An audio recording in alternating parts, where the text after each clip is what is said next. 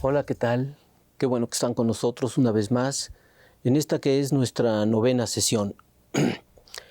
En esta ocasión, para estos programas de la barra que se ha venido trabajando de manera conjunta por el Instituto y la Coordinación de Universidad Abierta y Educación a Distancia, tenemos el gusto de disfrutar de la conversación de la doctora Paulette Dieterlen. Pues Paulette, muchas gracias por haber venido y espero que te sientas a gusto en este espacio. Al contrario, Alejandro, yo soy quien te agradezco la invitación y también le agradezco a la CUAED que me tengan aquí esta tarde para platicar. De cuerpo presente. Un poco de mi trabajo. Sí. Paulette, nosotros seguimos una especie de formato al que queremos ajustarnos y la primera parte de inmediato consiste en dar a conocer un poco el trasfondo biográfico, intelectual de las personas que han venido a estas sesiones. Y quisiera que nos dijeras en unas cuantas palabras dónde estudiaste filosofía, dónde hiciste tus posgrados, tus grados. Voy a anunciar algo para dejar eso de lado, pero decirlo rápidamente. Tú has tenido también una fuerte actividad administrativa dentro de la universidad y fuiste ni más ni menos que directora del Instituto de Investigaciones Filosóficas. Esos son tus puestos académico-administrativos, pero concentrándonos en tu trabajo estrictamente filosófico, ¿cuál ha sido tu trayectoria? Bueno, mira, yo tengo, digamos, el título de licenciatura y el grado de maestría y doctorado por la UNAM. Tuve un camino raro de llegada a la UNAM. Cuando yo acababa de terminar la carrera, me invitaron a colaborar en el Instituto Tecnológico Autónomo de México. Ahí estuve mucho tiempo dando clases.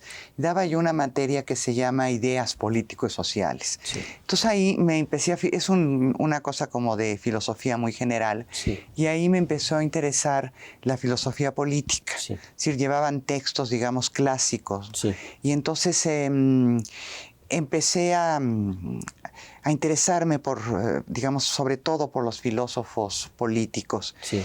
Y después, una vez que ingresé en la maestría, tuve la oportunidad de oír a un filósofo norteamericano, Michael Teitelman, que vino a dar unas conferencias sobre la obra de John Rawls y sobre la obra de Robert Nozick.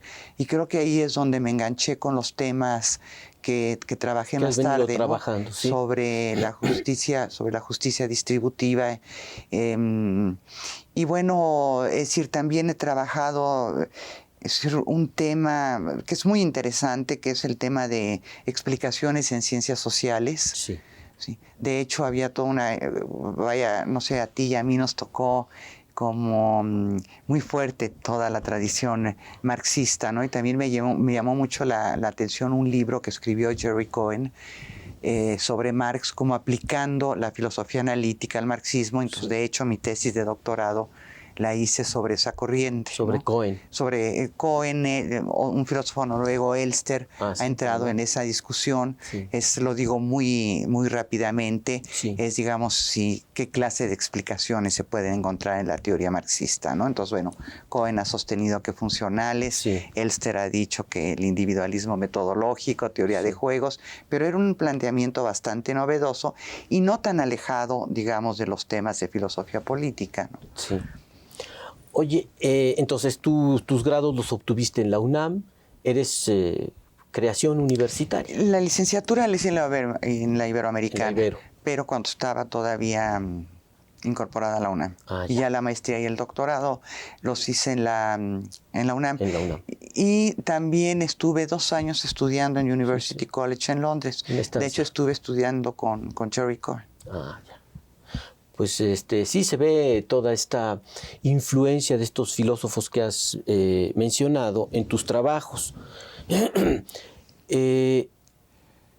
Para empezar, me gustaría que le aclaráramos al público cómo distinguir entre politología y filosofía política, entre teorías políticas concretas y estas reflexiones generales abstractas sobre cuestiones de orden político. No son lo mismo. Cuando uno hace filosofía política, no termina uno discutiendo situaciones políticas, o al revés, no nos llevan unas a otras.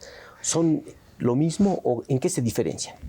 Fíjate que yo creo que no son lo mismo, ¿no? Eso no quiere decir que si uno tiene interés por la filosofía política, no puede uno tener también interés por las cuestiones que están sucediendo en la política real. Pero lo que yo creo que sí hay una diferencia muy profunda, ¿no? Digamos, yo creo que como los que hacen, digamos, estudios sobre ciencia política tienen un carácter como mucho más empírico. Sí. ¿Sí? Es decir, ¿qué está pasando? Digamos, acuerdos, desacuerdos entre los partidos, formas de gobierno. En fin, no, yo creo que la filosofía tiene otro interés. Yo creo que la filosofía tiene un interés como de explicar temas más generales, ¿no? Es decir, digamos, la gran pregunta de Hobbes, es decir, ¿por qué surge el Estado?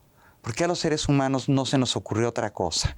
¿No? Es decir, creo que es muy difícil que un politólogo se ponga, ¿no?, históricamente a ver cuándo en algún momento dado surgió algo que se llamó Estado. Le interesan cosas más concretas, más inmediatas. Exacto, ¿no? Ahora, si uno ve, por ejemplo, lo interesante de la filosofía política es esta, Alejandro. Si uno ve, por ejemplo, esto que parece muy teórico de Hobbes, bueno, la pregunta puede ser, ¿por qué el Estado, ¿no? Es decir, y no hubo otro tipo de arreglos? Bueno, como tú sabes, estábamos en un estado de naturaleza, es decir, violento, ¿sí? Es decir, en donde había problemas para asegurar la conducta cooperativa. Entonces nos vamos al Estado, el Estado nos ayuda, digamos, a vivir en un estado de paz, un estado de derecho, donde nos garanticen, digamos, que la conducta no cooperativa tiene cierta penalidad. Y bueno, lo que tú y yo podemos ver ahorita es que realmente cuando deja de haber un estado de derecho, estamos en un estado de derecho, ¿sí? Estamos en un estado de naturaleza, ¿no? Sí, es decir, esta sensación de que no hay reglas, de que no hay leyes, bueno, eso está en la teoría de Hobbes, ¿no? Entonces, es una gran teoría. Sin embargo, encontramos, digamos... no es lo que le interesaría al politólogo actual que está al tanto de lo que sucedió ayer y va a pasar mañana. Un poco quizá la mejor comparación sería con la física y la filosofía de la física. Claro. El físico trabaja en un laboratorio, tiene un experimento, quiere obtener un resultado, ¿no? El filósofo de la física estudia los métodos que se aplican, la estructura de las teorías, la relación entre esas teorías y la experiencia, cómo se rebaten unas teorías, cómo se contrastan unas, etcétera, ¿no? Ese tipo de cosas. Pasaría lo mismo en este otro contexto. Sí, creo que hay varios ejemplos, la lingüística y la filosofía del lenguaje, no se me ocurre que podría ser otro ejemplo, ¿no? ¿Cuáles serían los grandes temas de la filosofía política?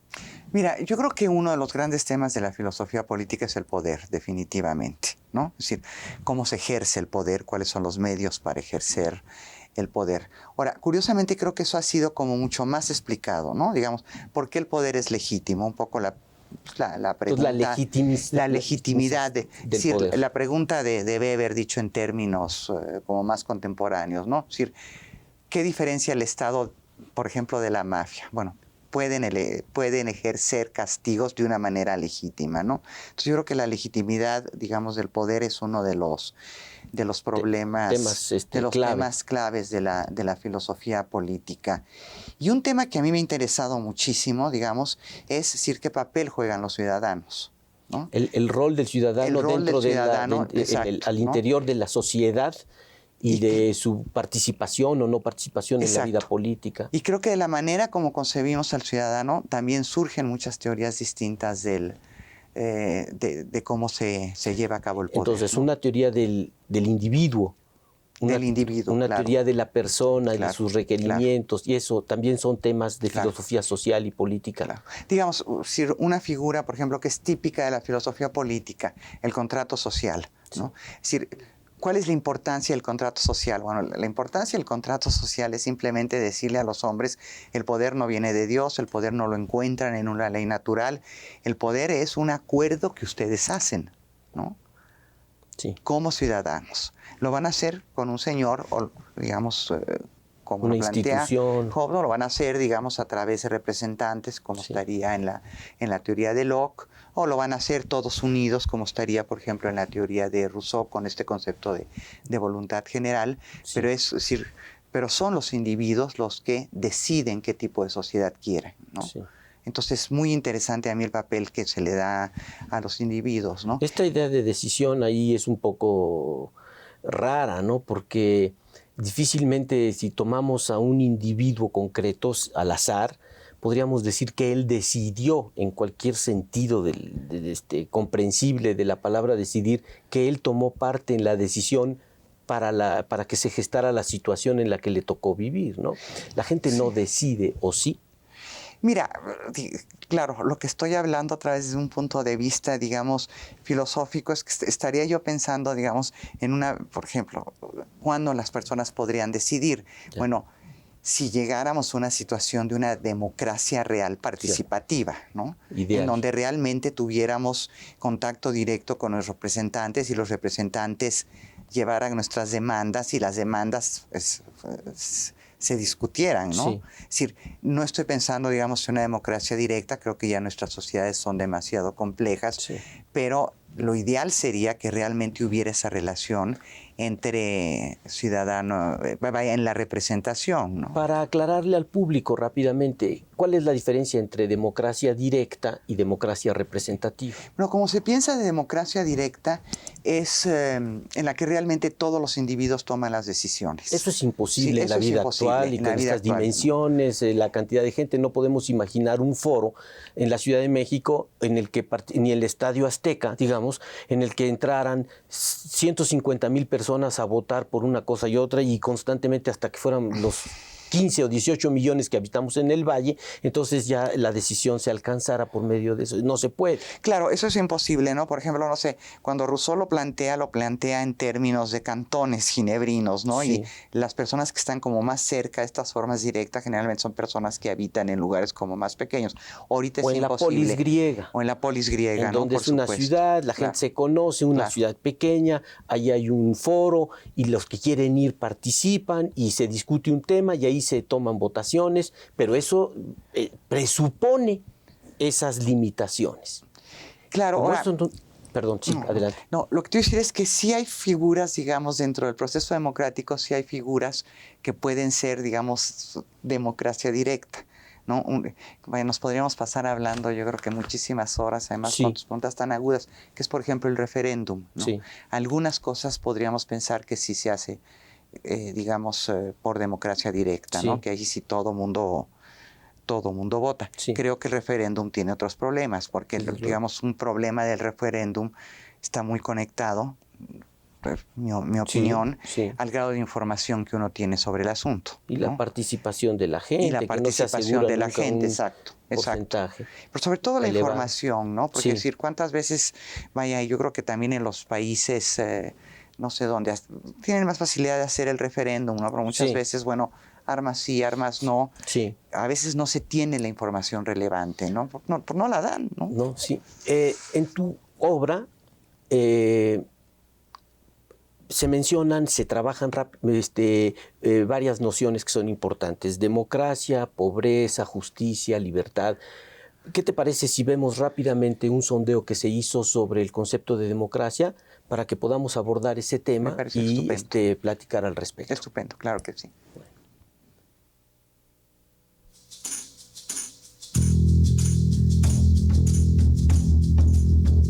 ¿Creen que la democracia es el mejor sistema político? ¿Por qué? Yo creo que sí, pero depende cómo sea la democracia, o sea, depende de cada país. Pero yo creo que sí, porque la gente es el que escoge al gobierno y al que quiere que lo represente. Pienso que ahora en día ya optar por la democracia ya se tiene que dar un cambio a ese respecto, ya no podemos fundamentar todo hacia eso. Dependiendo del punto de vista donde lo quieras ver.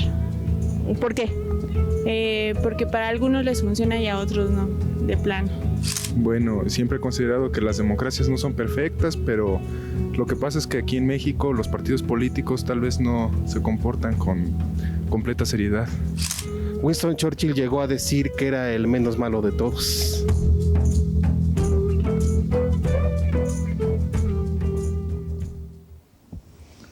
Bueno, ahí hay como, se expresó una opinión que es como generalizada de que no sabemos cuál es el sistema ideal, pero sabemos que el menos malo es el sistema democrático. Eso es lo que estaba diciendo el compañero. Pero a mí me gustaría preguntarte varias cosas respecto a la democracia. El sistema democrático es en el que hemos nosotros vivido y crecido. Y si nos fijamos en lo que pasa en la actualidad, pues tendríamos que ponerle una calificación, digamos, un tanto baja, porque asociada con la democracia, de manera contingente o no, eso es algo que hay que dilucidar, pues podemos detectar corrupción, desempleo, inseguridad, hambre. ¿Por qué entonces es la democracia un sistema tan exaltado por los politólogos? ¿No resulta eso un poco una imposición ideológica? ¿Por qué si hay estos problemas y se generan en conexión con la democracia, por qué es la democracia tan valiosa? ¿Por qué, para decirlo con toda claridad, es casi un pecado criticar la democracia en público? ¿Por qué? Mira, yo lo que te podría decir que es que lo se ha perfeccionado prácticamente o se ha trabajado mucho es en lo que se suele llamar la democracia de procedimiento, ¿no? Entonces, ahí tú que tienes, es decir, tienes un crecimiento en la democracia cuando, por ejemplo, no hay corrupción en la manera de elegir a los representantes, cuando no tienes urnas llenas, cuando no tienes, en fin, todo lo que había, ¿no? Es decir, cuando se les ponen un tope salarial para las campañas políticas, en fin, hay toda una serie de procesos cuando en realidad se gana el candidato que tuvo más votos, ¿no? Digamos, creo que en eso, por ejemplo, en México ha habido como mucho furor democrático, porque yo creo que el IFE ha hecho un buen trabajo, ¿no? En el sentido de democracia de proceso. Ahora, el problema es que esta democracia de proceso, si no garantiza que se vayan a dar los otros fenómenos, ¿no? Vaya, te lo voy a poner de esta manera. No sé, a lo mejor podríamos pensar que hay un déspota muy ilustrado que impone ciertas medidas de combate a la pobreza, impone ciertas medidas de combate, digamos, en pro de la salud pública, y entonces tendrías de alguna manera quizá un nivel de bienestar mayor, ¿no? Lo que parece que hace la democracia es como respetar uno de los principios básicos, o que por lo menos más se han valorado a lo largo de la historia del pensamiento, que es la libertad. ¿Sí? Claro que sí. Ahorita yo creo que hiciéramos un sondeo y le preguntáramos a la población en México en general, ¿qué prefieres? ¿Democracia o seguridad? ¿Democracia o comida? ¿Democracia o educación? ¿Qué es lo que la gran mayoría de las personas no dirían? Pues todas estos bienes de los cuales con la democracia pues no hemos tenido mucho. Claro. Sí, aquí el problema sería como también hacerles entender que, bueno, no entender, pero no a las personas, ¿no? Sino entender un poco a la clase política, que es absolutamente indispensable que de veras presten atención a lo que está diciendo la ciudadanía o a las necesidades de la ciudadanía, ¿no? Pero aquí la pregunta quizá va un poco más a fondo, Paulette.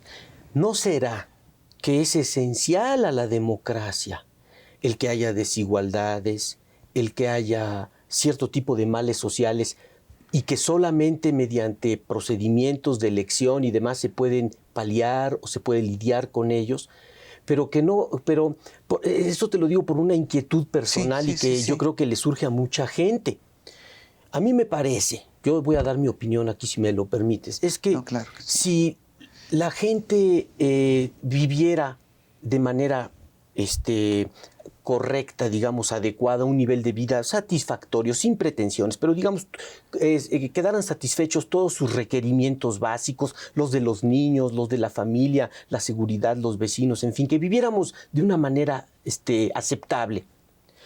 La gente seguiría pensando en política, porque a mí me parece que la reflexión sobre cuestiones políticas es casi una imposición, debido a que La gente tiene problemas que no resuelve.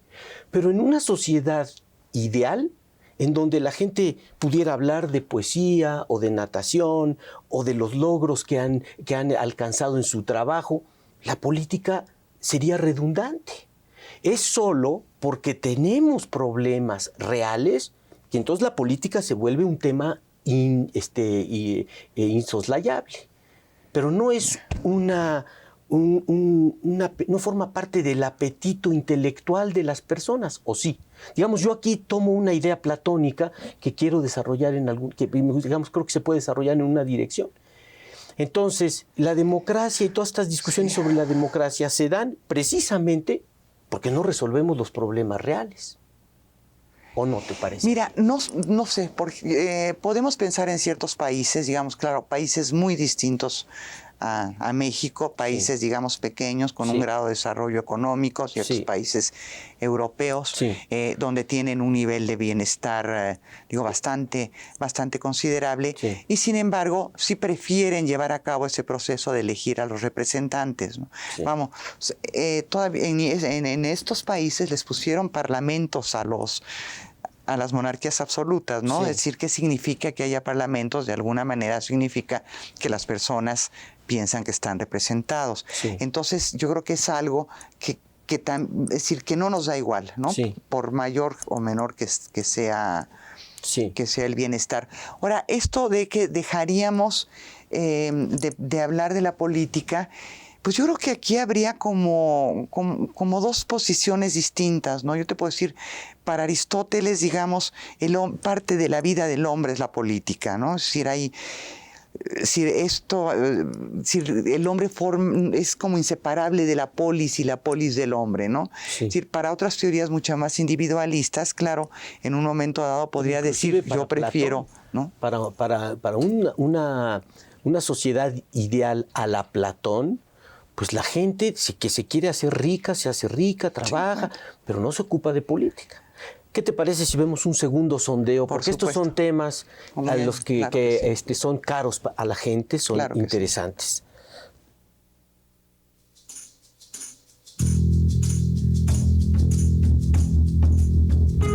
¿Crees que todo sistema justo es necesariamente democrático? No. ¿Por qué no? Pues no, la justicia no se basa en la democracia. La justicia es darle a cada quien lo que se merece. Debería de ser totalmente democrático para que funcionara correctamente, pero no siempre se ocupa. No, bueno, por lo menos hablo aquí en México y no. El sistema no es justo. Un mito de que todo sea así como, o sea, a la ley, pues. Que todo sea democrático. Está muy difícil, pero pues que sea lo más que se pueda, mínimo.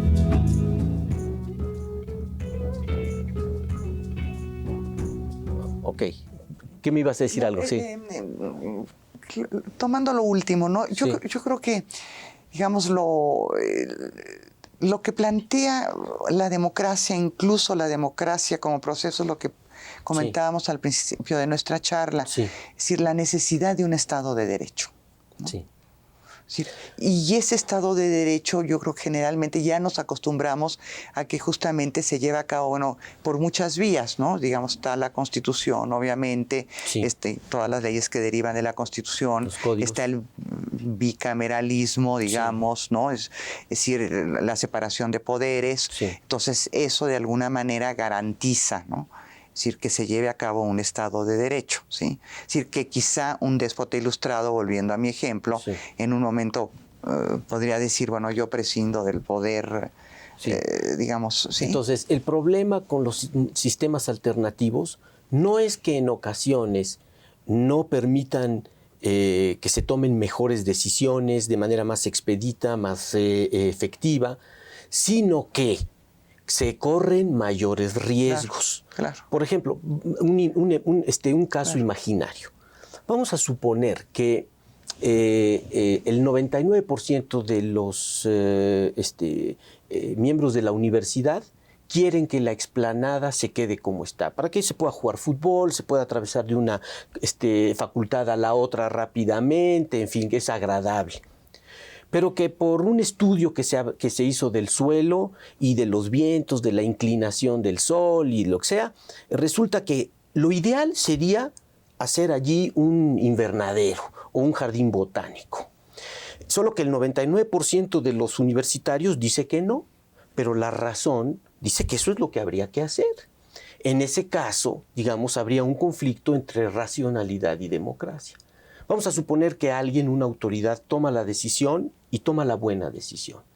Bueno, ahí estaría obrando en contra de la democracia. El problema está en que ese hombre que tomó esa decisión racional en ese caso, y que a final de cuentas es la mejor por todas las consecuencias y por los argumentos que la sustentan, al día siguiente puede tomar la peor, claro, y que nadie lo va a controlar. Claro. Entonces, los méritos de la democracia son básicamente negativos, en el sentido de que previenen ciertos males, claro, impiden que se den ciertos males. ¿Tú estarías de acuerdo con eso? Bueno, es que hay una visión de ciertos filósofos clásicos que piensan que el Estado es un mal menor, ¿no? Que iría con esto, digamos, vaya tomando otra vez la afirmación de Churchill que tú retomaste, sí. Es decir, lo que Churchill dice es la peor forma de gobierno exceptuando las otras, ¿no? Sí. Es decir, en ese sentido, para nada es la mejor, digamos, es la menos peor quitando todas las otras, sí, ¿no? Yeah. Sí. Y también eso que tú acabas de comentar, algo que también fue muy estudiado, que está muy relacionado por lo que te decía yo anteriormente de cómo se ve el poder, ¿no? Sí. Digamos, es decir, un soberano, alguien que toma las decisiones, sí, es decir, tiene que estar sometido a ese mismo Estado de Derecho, porque en un momento dado puede tomar decisiones buenas, pero en otro momento dado puede no tomar decisiones buenas, saludables, ¿no? Benéficas, exacto, para su sociedad, ¿sí? Etc. Paulette, en tus trabajos, la verdad es que hay un elemento de una gran originalidad, a mi modo de ver, y lo digo con toda franqueza, porque tú te has ocupado de un tema del que por lo menos en el medio los filósofos ni han tocado, que es el tema de la pobreza. Ahora, alguien podría decir, pues es que no nos hemos ocupado de la pobreza porque no tiene nada que ver con la filosofía. Es un problema empírico de si la gente come o se viste o no come o no tiene lo suficiente o va y rasca en los basureros algo para vestirse o cosas por el estilo. ¿Cuál es la vinculación que hay entre, digamos, la filosofía como una reflexión general, abstracta, y la pobreza como una realidad empírica? ¿Por qué la pobreza es, no económicamente o políticamente, sino filosóficamente un tema interesante? Okay. Mira, es una pregunta... Es una pregunta que me llevaría otra vez a un poco mi evolución intelectual. Sí. Es decir, a mí me ha interesado mucho trabajar las teorías de la justicia. Teorías de la justicia entendiendo teorías de la justicia distributiva. Sí. Es decir, ¿qué es lo que le da el calificativo de que sean justicia distributiva? Es que tiene que ver con bienes que generalmente son escasos, ¿no? Entonces, cualquier bien que tú digas, digamos, es escaso, bueno, tendrías que tener una reflexión. Es decir, aquí hay como dos campos, ¿no? De los cuales voy a dar dos ejemplos. Creo que un gran campo de estudio de la teoría distributiva está muy relacionada con lo que son las políticas públicas. Tú vas a distribuir ciertos bienes a ciertas personas. Es decir, cuando tú decides cómo lo vas a hacer, mi tesis es, o una de mis tesis es decir, no nada más vas a dar argumentos, digamos, utilitaristas en función de un utilitarismo económico, ¿no? Sí. Sino hay argumentos, o debe de haber argumentos éticos, sí, ¿no? Ahora, hay otro campo de la justicia distributiva que, digamos, tendría que ver con problemas micro. Eso no lo he trabajado tanto, lo que no quiere decir que no sea muy interesante. Digamos, estamos en un país donde, bueno, yo creo que es un problema de todos los países. Hay, por ejemplo, en los hospitales una gran escasez de órganos, ¿no? Si no tenemos cultura de donación, entonces en los hospitales van a tener que tomar una decisión a quién se lo dan. Claro, hay unos criterios fijos que sean compatibles, pero después, ¿qué haces, no? ¿De dónde sacas? Es decir, ¿de dónde obtienes argumentos para decir? Sobre todo estos casos son muy serios, son casos que estamos jugando con la vida y la muerte. Y de todos los días. También los otros casos son muy serios, ¿no? Es decir, también de alguna manera estás jugando con individuos que están en un nivel de sobrevivencia. Pero ¿no? digamos que yo lo que vi en tu trabajo sobre pobreza, o uno de los aspectos, era que el tema se vinculaba con la filosofía, porque hablar de pobreza es hablar de dignidad humana, claro, de dignidad humana sobajada, despreciada, ¿no?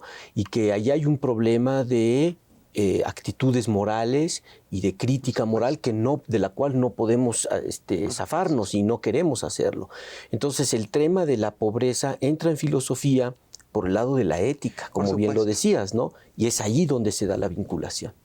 Por supuesto. Sí, no, mira, sin afán de hablar mucho sobre la teoría de la justicia de John Rawls, una de las cosas que a mí me interesaron mucho es decir, yo sigo una tradición liberal, ¿no? Es decir, yo tengo un primer principio de justicia que creo que individuos racionales elegirían. Ese primer principio de justicia es el valor que tiene para nosotros la libertad, compatible con la libertad de todos.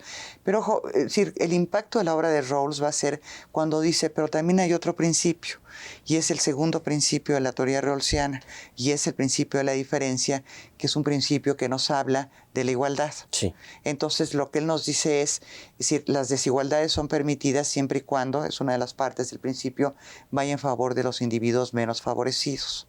¿Sí? Entonces, bueno, ¿quiénes son los individuos menos favorecidos? Los individuos menos favorecidos son aquellos que tienen menos bienes primarios. Y ahí es donde viene el interés. Cuando él empieza a decir cuáles son los bienes primarios, sí, entran las libertades, entra el ingreso, en fin, sí, pero termina diciendo el respeto de las personas, el respeto social de las personas, ¿no? Y que es de justamente y personal por uno mismo, ¿no? Por supuesto, que es como quiero que la sociedad me vea, ¿no? Sí. Que es justamente este concepto de respeto propio del cual está muy conectado con conceptos que, digamos, tienen una tradición filosófica riquísima, un concepto como la autonomía, ¿no? Es decir, un programa de combate a la pobreza no puede tratar a los individuos como maximizadores de utilidad nada más, claro, okay, que compran y gastan y compran, ¿no?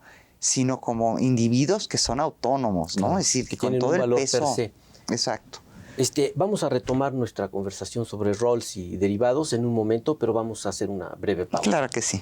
Bueno, gracias.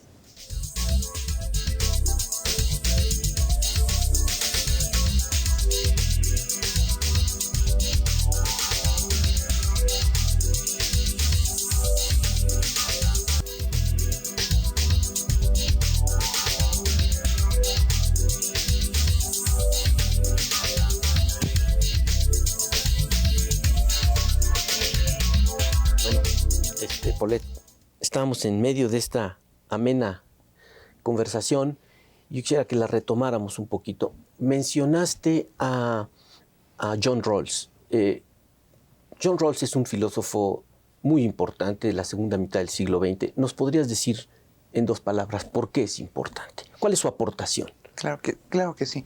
Mira, justamente yo creo que su gran aportación fue como el haber despertado de una manera, digamos, filosóficamente hablando, pero brutal, las teorías de la justicia distributiva. No es que no hubiera, ¿no? Es decir, Aristóteles se ocupa de la justicia distributiva, en fin, Locke, Hume, Marx a un principio interesantísimo de la justicia distributiva. Es decir, pero en realidad, como que en el siglo XX el que pone a la mesa el tema va a ser Rawls. Ahora, ¿cuál es su originalidad? Está muy relacionada a lo que te estaba yo comentando anteriormente. Es decir, yo creo que su originalidad va a ser la siguiente. Es decir, es un liberal tradicional, ¿no? Ahora, ¿qué pasaba con el liberalismo tradicional? El liberalismo tradicional tenía que comprar como todas las libertades en paquete, ¿no? Es decir, ¿qué quiero decir por libertades en paquete? Libertad de expresión, libertad de asociación, libertad religiosa, en fin. Movimiento. De movimiento, por supuesto, ¿no? Muy importante, claro. En fin, y compraban la libertad económica, obviamente. Es decir, y no se nos olvide que también, digamos, el pensamiento liberal se desarrolla mucho en el siglo XIX y es una reacción brutal en contra de las monarquías totalitarias, ¿no? Entonces, bueno, es decir, a mí le pareció una aberración lo que se hacía en Francia en época de Luis XIV, ¿no? Es decir, cerrar fábricas, abrirlas, en fin, decir, él lo que pensaba es que la economía otra vez la tenían que hacer los hombres, en fin, y que el mercado iba, eso es lo que pensaban, ¿no? No sé si le horrorizaban las 18 horas de trabajo de los niños en las minas en Inglaterra, pero le horrorizaba lo que pasaba en Francia. Sí. Anteriormente, claro, eso le horrorizaba afortunadamente a Mill. Bueno, y a Marx, ¿no? Sí. En un momento dado. Sí. Es decir, pero bueno, quitando esto, lo que va a hacer Rawls es decir, vamos a presentar una corriente liberal que pueda dar argumentos en favor de la igualdad, ¿no? Entonces, justamente lo que hace esta situación, que es muy hipotética, y lo que dice es hombres racionales, tomando por racionalidad una racionalidad instrumental económica, elegirían estos dos principios de justicia. A ver, esto es lo que se llama el velo de la ignorancia. La situación hipotética. La situación hipotética. Voy a tratar de explicársela rápidamente al público. Se trata justamente de encontrar principios de justicia, como dices, distributiva. Esta noción de justicia distributiva no la hemos aclarado suficientemente. Se contrasta con otras nociones de justicia. Pues legal, digamos, penal, ¿no? Pero exactamente, por ejemplo, si el papá, porque el niño tira la sopa o no quiere comerse la sopa, lo castiga de cierta manera y no castiga por lo mismo al otro hijo, está siendo injusto. Claro. Hay un elemento de desigualdad. Entonces, esta noción de igualdad está metida en todas las nociones de justicia.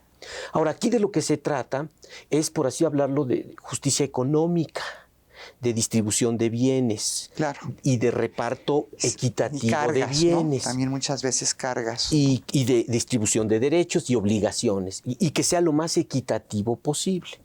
Entonces, ¿cómo vamos a encontrar esos principios? Rawls imagina una situación completamente hipotética, que es una situación ideal de alguien que ahorita, aquí y ahora, sin saber ni quién es, ni cómo, de dónde vive, ni nada, dice, bueno, ¿cuáles serían los principios para que yo elegiría y que tendrían que valer para todos si tuviéramos que organizar la sociedad? Y entonces él daría estos principios que tú mencionaste. ¿Qué son? ¿Cuáles? El primer principio, que es el principio, digamos, en el cual se valoran las libertades, ¿no? Las libertades. Compatibles con las libertades con las de los demás. De los demás, sí. ¿no? Es decir, aquí la idea es que racionalmente nadie optaría por una sociedad en la cual se le pudieran violar sus libertades ciudadanas, ¿no? O sea, si él elige ciertos principios que no son los buenos, él se podría ver afectado por esos mismos principios. Supuesto. Ese es el juego. Es decir, que si yo elijo y digo, por ejemplo, bueno, pues que manden los altos, pues resulta que mi hijo es chaparrito, uy, yo estaría afectando ahí a gente que quiero. Entonces, ese principio no puede ser. Entonces, el principio número 1 es el de la libertad, siempre y cuando sea compatible mi libertad con las libertades de los demás. Ese es el primer principio. Pero te digo, hasta ahí es un liberal, ¿no? Sí, clásico. Es decir, lo que va a llamar la atención es el segundo principio, que es este principio, él lo denomina de la diferencia, que tiene como dos secciones, ¿no? Entonces, bueno, él está consciente, igual que todos los teóricos políticos están conscientes, de que hay desigualdad entre los seres humanos, ¿no? En la sociedad. En la sociedad. De muchos tipos, de muchas clases. Claro, y el chiste es que justamente esas desigualdades, por eso el velo de la ignorancia no intervengan al tomar la decisión. Pero vamos, digamos, el segundo principio está basado en dos, digamos, subprincipios, ¿no? Uno sería que cualquier desigualdad se permite siempre y cuando vaya en favor de aquellos que están en la situación menos favorecida de la sociedad. Yo tengo una lectura diferente de ese principio, porque yo leía a Rawls y me pareció que lo que decía es que se vale que haya esas desigualdades siempre y cuando ocasionalmente tenga también beneficios para los otros, pero no que la estructura desigual de la sociedad sea para beneficio de los menos favorecidos. Claro, claro, vaya, vamos a... Sí, claro, tienes toda la razón. Sí, ahorita me expresé muy mal, claro. Sí, vamos a decirlo en términos, digamos, como que más comprensibles, ¿no? Es decir, es justo un aumento de impuestos, siempre y cuando sean redistributivos, ¿me entiendes? Siempre y cuando tú tengas ese máximo de impuestos para llevarlos, digamos, a dar educación, salud, alimentación a personas que carecen de ello, ¿no? Es, digamos, el famoso estado, el welfare state. De bienestar. De bienestar, ¿no? Sí. Sí. En ese sentido, esa sería la lectura. Se justifica la estructura desigual de la sociedad porque, de todos modos, acarrea algunos beneficios a los menos desfavorecidos. Debería, ¿no? Debería hacerlo. Para que nos encontráramos en una sociedad justa. Sí. Okay. ¿Sí? Esos son los dos principios. Y bueno, y el segundo, el subprincipio, es un principio que habla de, bueno, un poco la pregunta de Amartya Sen en el premio Nobel, igualdad de qué, lo que Rawls diría, igualdad de oportunidades, ¿no? Es un principio en el que nos dice Rawls que escogeríamos también una sociedad en la cual tuviéramos mayor igualdad de oportunidades, ¿no? Es decir, acceso a... Pero ¿no te parece a ti, Paulette, tratando de ser críticos frente a Rawls, lo difícil que es hacerlo, que hay un elemento ahí que es perturbador y que es el carácter ahistórico del enfoque rawlsiano? Porque cuando él piensa en las libertades y todo esto, pues está pensando en el hombre contemporáneo de Nueva York. Y claro, si le preguntamos al ciudadano norteamericano que goza de un alto nivel de vida, que tiene un alto nivel de consumo y demás, ¿cuáles serían esos principios? Muy probablemente diría lo que Rawls está proponiendo. Pero si nos pasamos a una sociedad medieval, por ejemplo, ¿cómo pensaría un hombre del siglo XI? ¿Cuál sería su primer principio?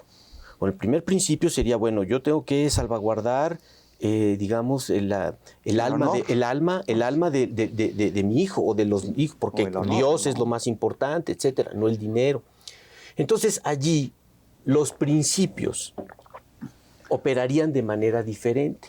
Nadie estaría pensando en que mi libertad no se contraponga a la de los demás. Mi libertad de ir a la iglesia, por ejemplo. Eso sería fundamental. Que eso no me lo quite, porque además yo no se lo quiero quitar a nadie, ¿sí? Entonces, ¿cuáles sean ya las modalidades concretas de libertad? Eso va a ir cambiando de sociedad en sociedad. Y el error parecería, a mí me parece que podríamos achacarle a Rawls, es el de pensar que el modelo que él presenta y los bienes que él considera son los que todos los hombres a lo largo de toda la historia, ¿no? Racionales, elegirían. Claro. Y ahí yo creo que eso sí es un error. Claro. Mira, decir, tienes toda la razón, ¿no? Pero te voy a dar dos respuestas. Sí. Una que relacionada con mi obra, que quizás sería la inmediata. Es decir, a mí me interesa mucho, yo lo enseño, digamos, en la facultad, en fin, y creo que es una filosofía política realmente muy, muy seria. No, y sólida. Pero muy sólida, muy seria, luego. Que claro, tiene todos estos problemas. Sí. En este sentido, yo no te podría decir que le apuesto, ¿no? A pesar de lo que digo, lo enseño y todo, a la posición de Rawls. Es decir, por todas las dificultades que tú estás mencionando. Es decir, a mí lo que me sucede es que estas dos intuiciones de él, me parecen fantásticas, ¿no? Es decir, hay dos principios que son el principio de la libertad y el principio de la igualdad ahora, ¿no? Sí. Es decir, y luego, sobre todo, esto de ver, digamos, la dignidad de las personas, ¿no? En fin. Es decir, ahora, dentro de eso hay muchísima discusión, ¿no? Desde el carácter justamente que tú decías de bienes primarios como algo universal. Eso ha sido criticadísimo, ¿no? Digamos, entonces, es decir, a mí hay como las ideas estas fuertes, éticas, rawlsianas que me parecen muy interesantes, pero creo que sí, digamos, y creo que lo que te decía yo hace un momento, ¿no? Es decir, él revive toda esta crítica, porque obviamente vienen todas las posiciones culturalistas, posiciones que se quedan. Por ejemplo, si tú lees la teoría de la justicia, creo que es en la última hoja donde dice esto vale su especie eternitatis, ¿no? En fin. Ahora, curiosamente, él lo cambia, ¿me entiendes? Él va cambiando un poco. Hubo una evolución de su pensamiento. Hay una evolución de su pensamiento, porque una de las críticas es, claro, bajo la posición original, tú tienes individuos que no saben ciertos detalles relevantes, pero son todos iguales, ¿no? Hay una homogeneidad. Sí. ¿Okay? Sí.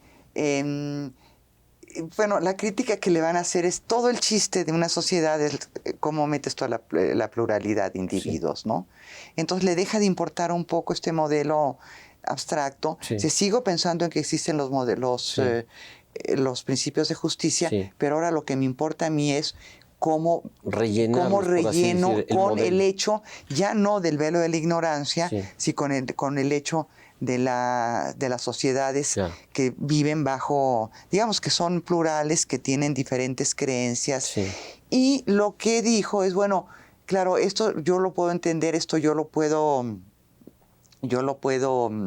explicar a partir de tradiciones que tienen como un mismo vocabulario tanto moral como político. Sí. ¿Qué tradiciones serían estas? Tradiciones que de alguna manera están conectadas con las batallas religiosas y los pleitos religiosos en Inglaterra, ¿no?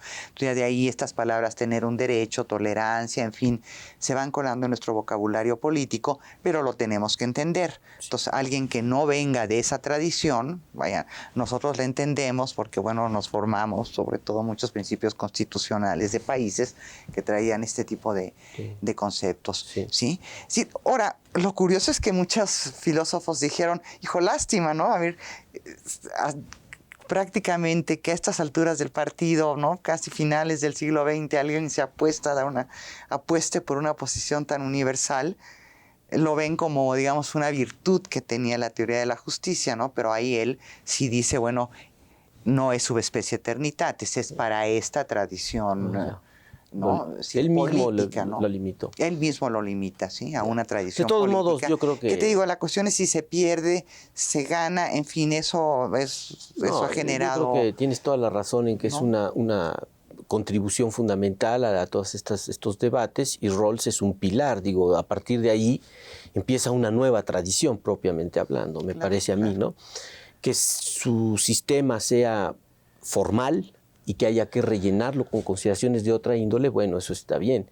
Pero el esquema mismo que él presenta, pues parece como muy bien armado y no se le desecha así nada más. Claro. Porque además, bueno, él hace muchísimas acotaciones sobre el estatus de sus principios, que son a priori, son estos, no son principios de racionalidad, digamos. Exacto. Eso es lo que son. Entonces, bueno, Rawls es realmente interesante y es recomendable a los estudiantes digamos, no solo es obligado para todos los estudiantes de filosofía política. Claro. ¿No? Ahora, de ahí yo me iría a un tema que a veces, ahora sí que en el pasillo hemos discutido, que otra de las cosas, yo te lo comentaba cuando empecé a hablar de Rawls, es decir, justamente este interés, y que ha seguido en muchos otros pensadores, ¿no? Es decir, de plantear un liberalismo que es un liberalismo igualitario. Sí. Porque habría un liberalismo, digamos, o lo que pasaba con el liberalismo, o lo que muchos autores contemporáneos siguen diciendo es, la igualdad no cabe dentro del pensamiento liberal, ¿no? Ni modo, no tenemos buenos argumentos. Sí. Estas tesis se pueden encontrar en Anarquía, Estado y Utopía de Robert Nozick, que es lo que se reconocería actualmente como digamos, el pensamiento neoliberal. Sí. ¿Qué consiste el pensamiento neoliberal? Eso es muy ¿Qué papel importante. Se le da al Estado? Sí. El Estado es simple y sencillamente un Estado vigilante. Ni siquiera regulador. Ni siquiera regulador, es vigilante. A ver, déjame plantearlo de modo que le resulte asequible y más fácil a nuestro público. Es decir, hay pensadores que sostienen que el Estado tiene obligaciones insoslayables, obligaciones de las cuales no se puede zafar. Protección de grupos vulnerables, para emplear terminología actual, protección de los bienes de la nación, de los bienes básicos, del petróleo, la banca o cosas por el estilo, ahí donde se dé, y que y defensa de las fronteras y de la integridad nacional, esos son como obligaciones esenciales al Estado. Pero hay quien, por toda una serie de argumentos, sostiene que las funciones del Estado se deben reducir al máximo. Son las visiones minimalistas del Estado. Y uno de los grandes representantes de esta visión minimalista es este filósofo, ya no contemporáneo, murió hace alrededor de 10, 12 años, no me acuerdo, Nozick. Un filósofo norteamericano que escribió un libro también muy importante, traducido al español, y creo que hay dos versiones, me platicaban de él, una, bueno, que conozco, la del fondo, y una española, ¿Cómo se llama el libro y quién es Nozick o quién fue Nozick? Anarquía, Estado y Utopía. Anarquía, Estado y Utopía. Sí, Nozick es un filósofo, también es un profesor de Harvard, estupendo filósofo, que más yo creo que escribe este libro y de repente ya después se dedica a otras cosas, ¿no? Pero se ha quedado como el paradigma en filosofía de este pensamiento, digamos, neoclásico, de este defensor del Estado mínimo. Sí. Que, digamos, esto lo habían dicho muchos economistas, ¿no? Sí. Tienes, por ejemplo, el caso más paradigmático de Hayek, ¿no? Sí. Es decir, lo peor de todo es un Estado, digamos, que interviene en el mercado. Que en el mercado, que protege a los individuos, los hace flojos, en fin, ¿no? Sí. Entonces, la idea es este mercado, este Estado que solo protege. Sí. Es decir, protege tanto, digamos, contra la violencia, como también protege que, por ejemplo, los contratos se cumplan, ¿no? Es... Sí. Protege en un sentido amplio de la palabra, pero sus funciones no está justamente redistribuir, ¿no? Sí. No está ocuparse de la pobreza. Por ejemplo, no está... invertir en infraestructura, desarrollar la educación, facilitarle la educación. Eso no, esas ya no serían funciones del Estado. Exacto. ¿Quién lo hace? Sí. Bueno, las iniciativas privadas. Tú dijiste una palabra, por ejemplo, ahorita el arte, ¿no?